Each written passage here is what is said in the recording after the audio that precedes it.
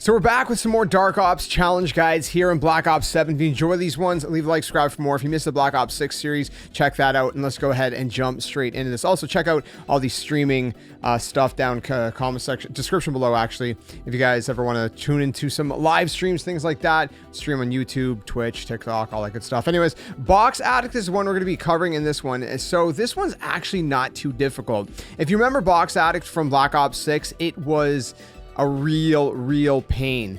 This one, a lot easier. So this one is to buy 30 weapons from the mystery box in a single match. I've seen people say inaccurately that it has to be 30 different weapons. That is not the case.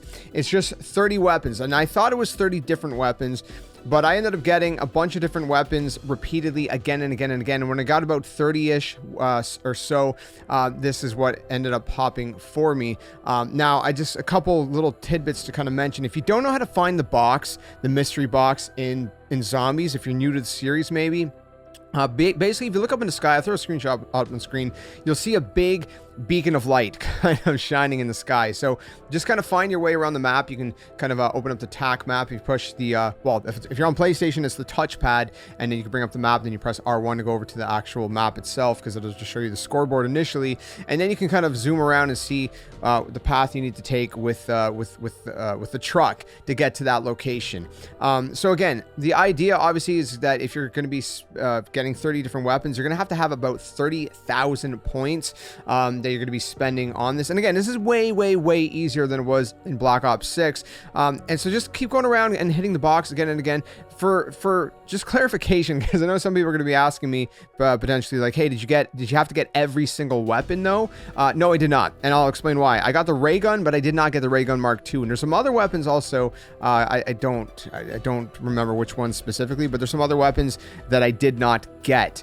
I got some weapons repeatedly. I got different variants of certain weapons, like different rarities, but I did not get every single weapon that is available in the box itself.